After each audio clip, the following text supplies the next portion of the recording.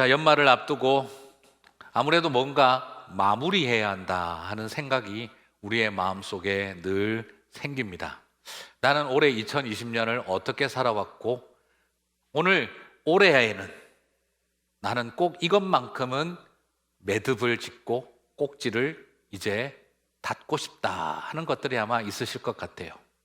물론 2020년이라고 하는 한 해의 열매를 결론 내고 싶어 하는 것도 있으시겠습니다만, 남모르게 마음속 깊은 곳에 간직해왔던 불편했던 관계, 3년이 되기도 하고 5년이 되기도 하고 10년이 되기도 했던 많은 그런 복잡한 관계들을 이제는 좀 뭔가 마무리 짓고 매듭하고 싶다 하는 생각이 우리의 삶 속에, 우리의 마음 속에 있을 것 같습니다.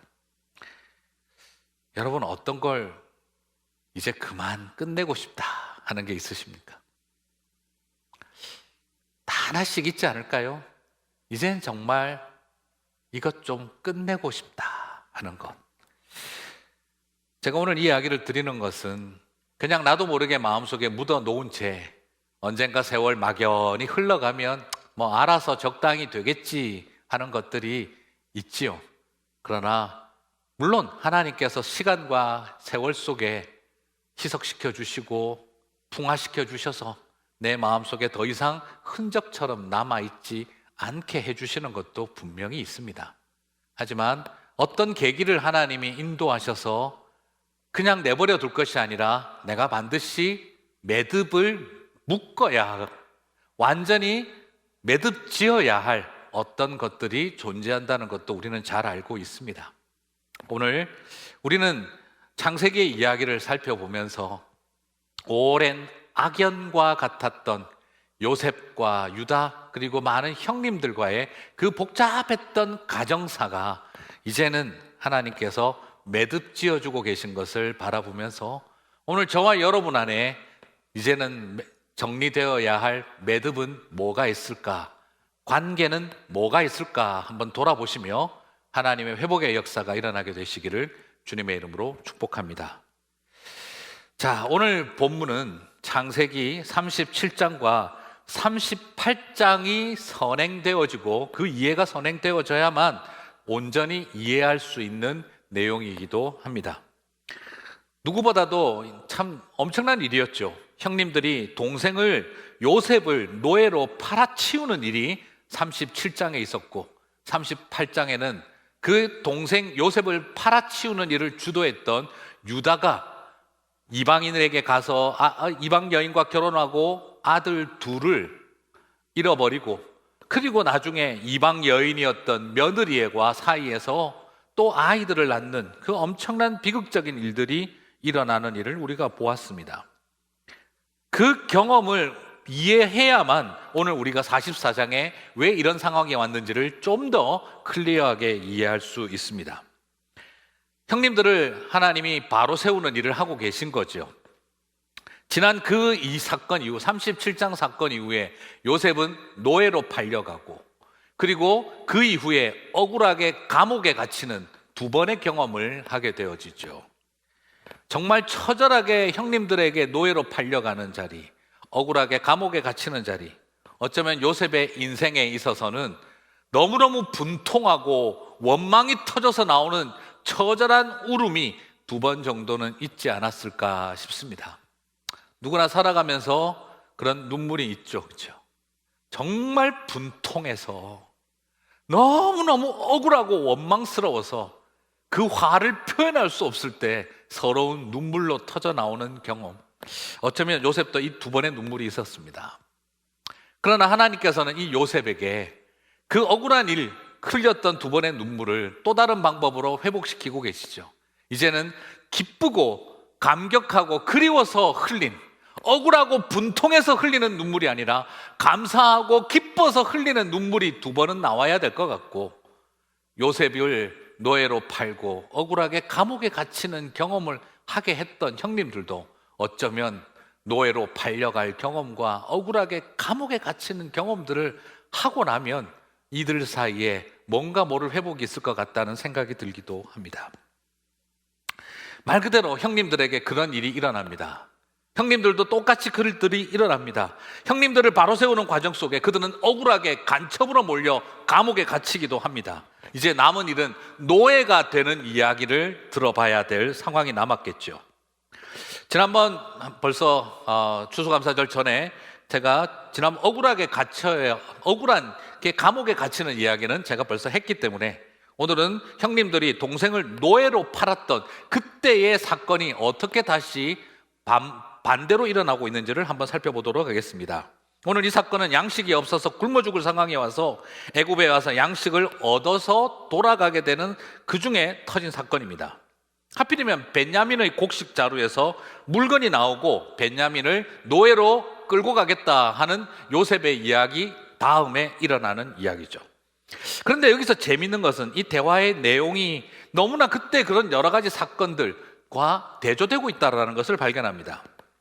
10절에 와서 요셉의 청지기가 말합니다. 그가 이르되 그러면 너희의 말과 같이 하리라.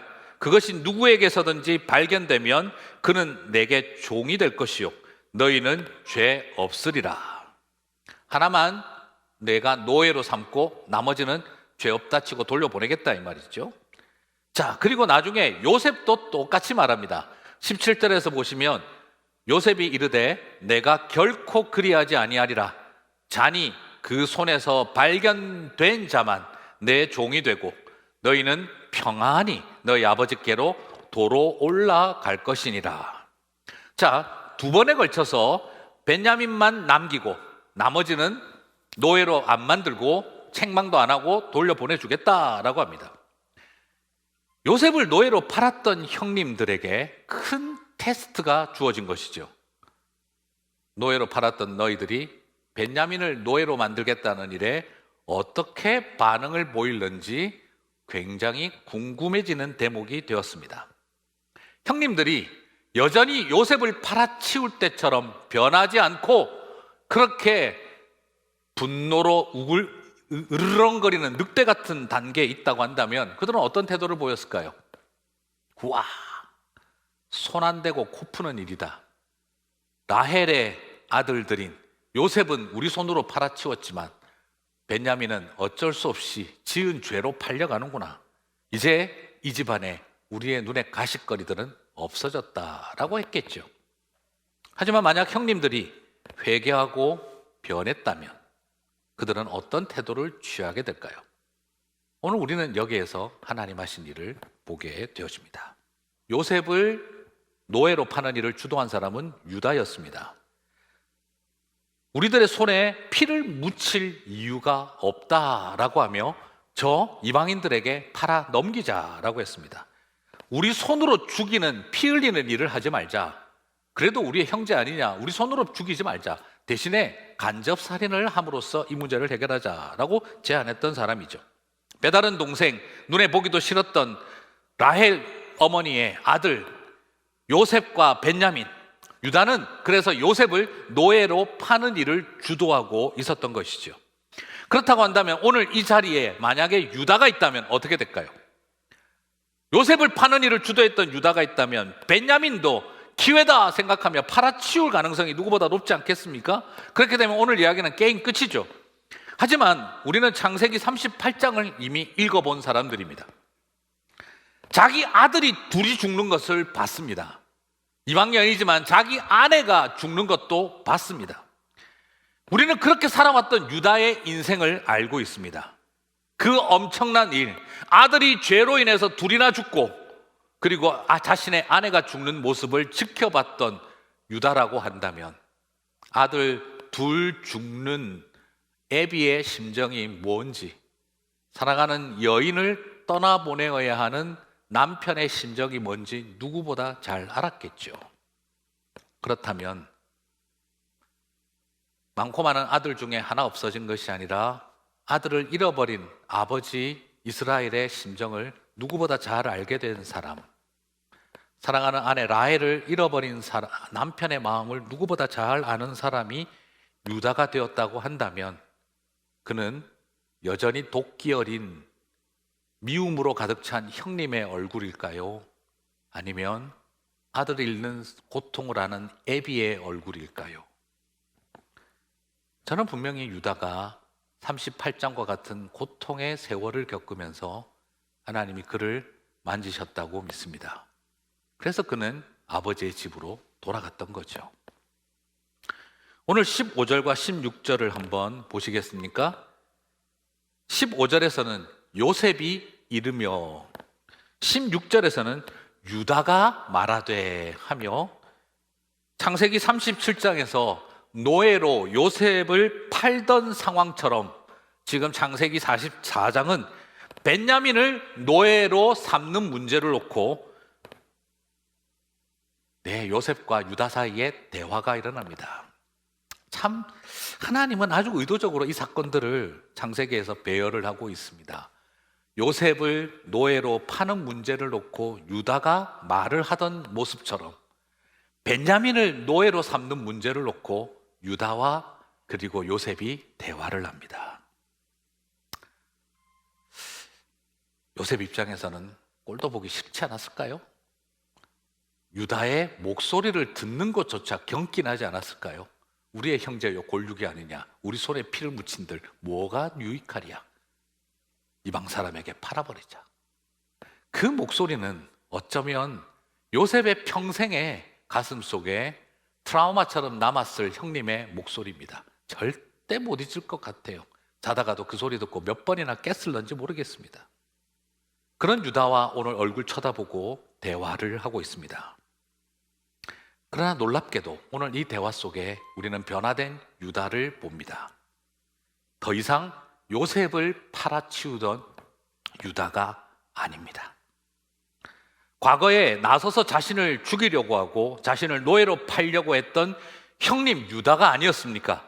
그런데 자기를 위해서, 자기들의 분노를 위해서, 그리고 자기 속에 있는 그 이기심을 위해서 동생 하나쯤 죽이는 일을 눈 하나 깜짝하지 않았던 그 형님이었습니다.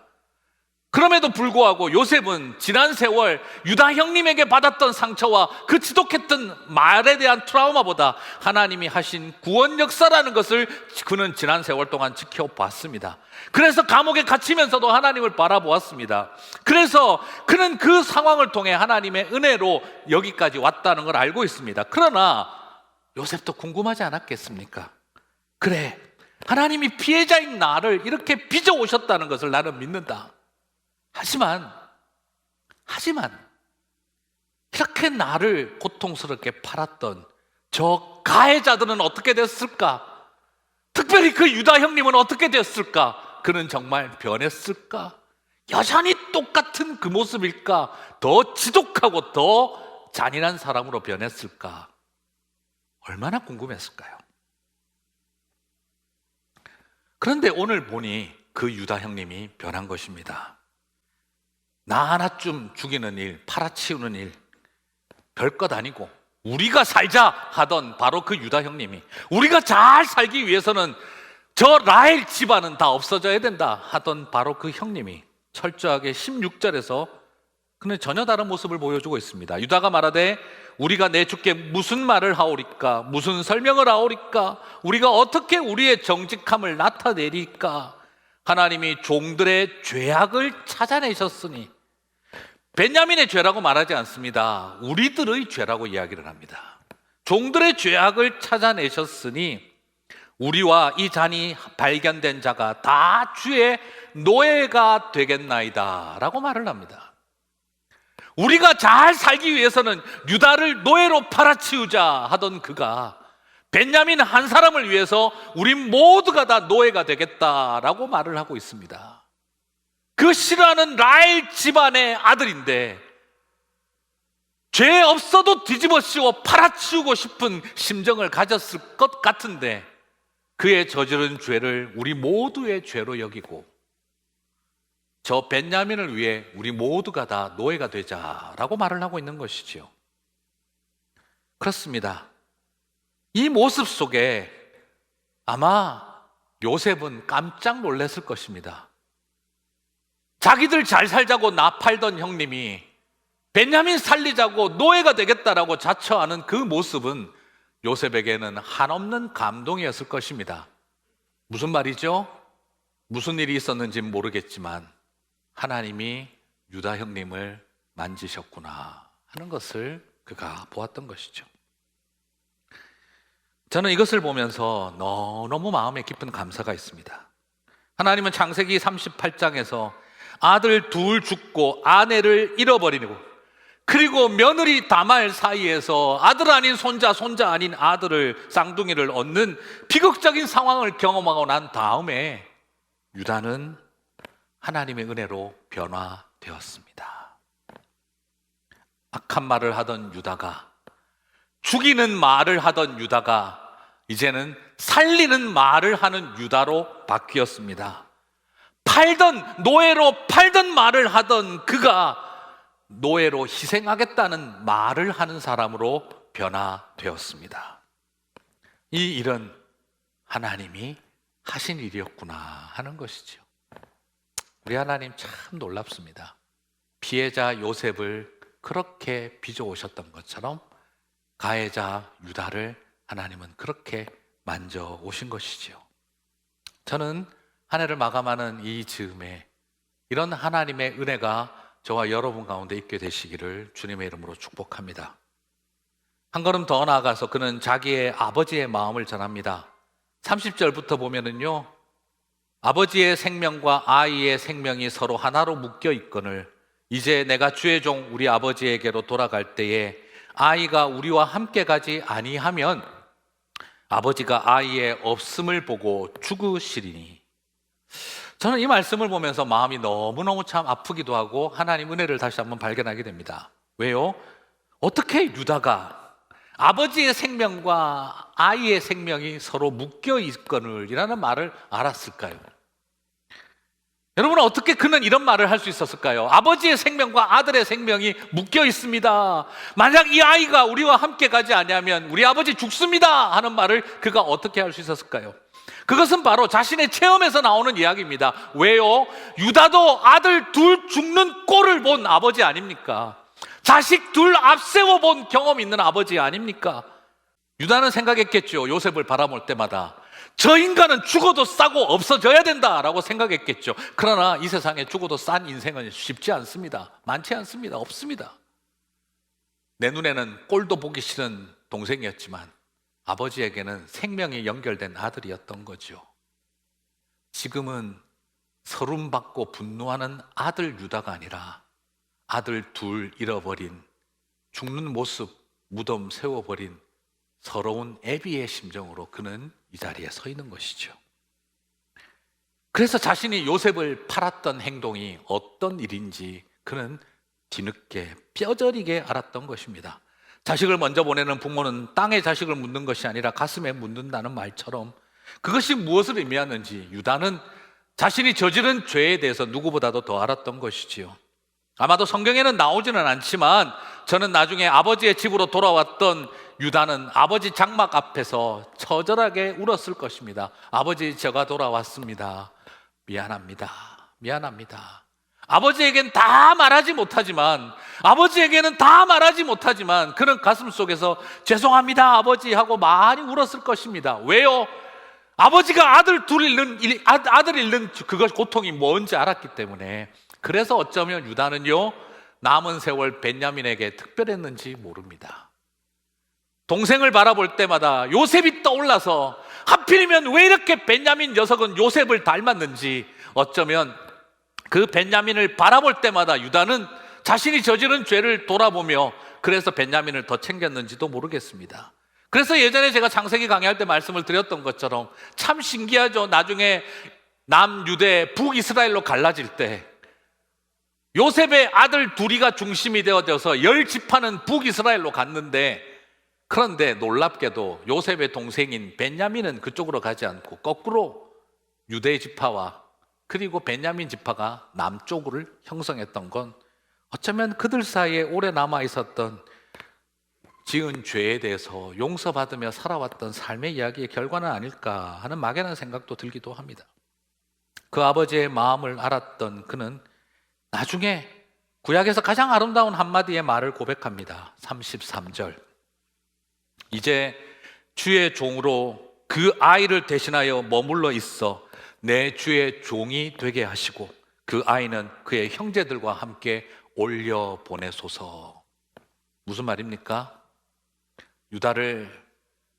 요셉을 팔아치우던 유다가 이제 그 죗값을 치르려고 하고, 베냐민을 위해서 제가 종이 되겠습니다, 제가 노예가 되겠습니다, 이제 이 아이는 우리 아버지에게 보내주십시오. 이 말을 듣고 요셉이 그 정을 억제치 못하고 바로의 궁궐에 들리도록 방성대곡을 한 것입니다. 그리고 그가 소리치는 것이죠. 내가 요셉입니다, 형님. 하나님이 하셨습니다. 소리치기 시작한 것입니다. 그는 알았던 것이지요. 자신들을 위해서 나를 노예로 팔던 유다 형님이 이제는 내 동생 벤야민을 위해서 노예가 되겠다고 하는 그 모습 속에 하나님이 뭔지 모르겠지만 유다 형님을 만지셨구나. 사랑하는 성도 여러분, 슬픔 때문에 그가 울었던 것도 아니고 막연하게 형님들 만나서 울음이 터진 것도 아니라 무엇입니까? 하나님의 구원 역사를 보았기 때문입니다.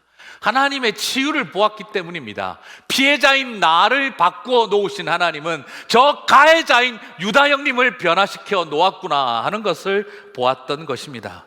그 화해가, 그 레컨실리에이션이 그 자리에 일어나는 모습을 바라보면서 가슴속에 숨어 있었던, 마음속 깊은 곳에 있었던 슬픔과 아직도 해결되지 않았던 요셉의 분노, 과연 그들이 변했을까 하는 의심이 오늘 이 순간 다 터져 나오면서 그 모든 것이 감격의 눈물로 나타나게 된 것이죠. 오 하나님, 우리의 비극적인 가정사를 하나님 당신은 구원 역사로 바꾸어 놓으신 줄 믿습니다 하는 그 고백을 터뜨렸던 것입니다. 사랑하는 성도 여러분, 오늘 저는 이 아름다운 역사가 2020년 올 한 해가 가기 전에 저와 여러분 가운데 있게 되시기를 주님의 이름으로 축복합니다. 죄와 상처를 넘어 이제 상처 입은 치유자의 모습으로 유다가 섰습니다. 그래서 누구보다 벤야민을 죗값을 갚는 심정으로 돌아보았던 그에게 이제 아버지를 미워하던 그 아들이 이제는 아버지를 이해하는 아들 아버지가 되었습니다. 노예로 팔던 그가 노예가 되겠다고 하고 있습니다. 노예로 팔던 이가 노예가 되겠다고 할 때 하나님의 구원과 회복이 피해자 요셉에게 임하였던 것을 바라봅니다. 오늘 이 역사가 저와 여러분 가운데 있게 되시기를 바랍니다. 예전에 영화 미션에 보면은요, 멘도사 신부라고 있었죠. 그 멘도사는 노예 상인이었죠. 남미 인디오들을 노예로 잡아 파는 가장 잔인한 노예 장수였습니다. 그가 나중에 사형당할 판이 되어주고 난 다음 그 인디오들을 위해서 선교사로 수고하던 그 선교사님 따라 이구아수 폭포를 기어 올라가고 자신이 노예의 갑옷을 가지고 있었던 갑옷과 칼을 가지고 와서 섰을 때 그 인디오의 사람들이 달려와서 그를 바라보고 죽이려고 칼을 들었다가 그가 그 이구아수 폭포를, 그 무거운 쇳덩어리 노예 장수의 그 갑옷과 칼을 들고 올라온 걸 바라보면서 그들은 바라보며 하나님의 이름을 찬미하고 그 밧줄을 끊어줍니다. 그 밧줄이 떨어져 나아갈 때 그 멘도사는 그들 앞에 무릎 꿇고 하나님의 치유와 용서 앞에 엎드리고 감격의 눈물을 쏟던 장면이 기억납니다. 오늘 저와 여러분 안에 이런 치유와 회복이 있게 되시기를 주님의 이름으로 축복합니다. 몇 년 동안 돌아보매 내 가슴 속에 그 멘도사 신부가 메고 올라왔던 이구아수 폭포를 올라가던 그 무거운 갑옷 덩어리들이 있지는 않는지요? 잘라버리시게 되기를 바랍니다. 아니, 잘라주실 것입니다. 말씀을 맺겠습니다. 유다는 아들을 잃는 일을 통해 회개만이 죽음의 역사를 생명의 역사로 바꾸는 것을 보았습니다. 그리고 이를 통해 아버지의 마음을 알게 되고 그 결과 아비 야곱의 마음을 통해 아들을 주신 하나님 아버지의 마음을 알게 됩니다. 아들 둘 죽는 모습을 본 애비인 유다는 이제 하나님께서 며느리 사이에서 아들을 얻은 이런 유다를, 자기 동생을 노예로 팔아치웠던 이런 유다를 나중에 야곱이 축복 기도하며 너는 이스라엘의 찬송이 될지니라 라고 기도합니다. 그리고 그 유다 며느리 다말 사이에 태어난 세라를 통해 하나님은 메시아 다윗의 가문이 시작되게 하고 예수님이 태어나게 합니다. 그렇습니다. 아마 우리 같아서는 요셉의 집안에서 메시아가 태어나지 않을까요? 요셉의 집안에서 다윗 같은 사람이 나와야 되지 않을까요? 상식적으로 생각 한번 해보세요.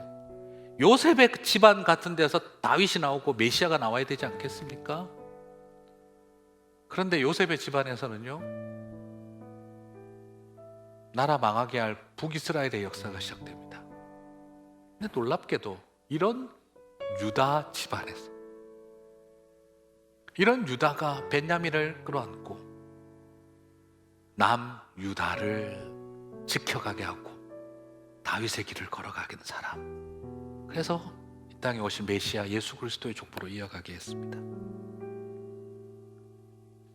누구보다도 예수 그리스도의 모형, 타이폴로지라고 할 만한 요셉이 아니라 왜 하나님은 이런 유다와 같은 사람을 찬송으로 삼으시고 다윗의 자손 되게 하셨을까요? 저는 이것이 오늘 우리에게 주시는 소망입니다.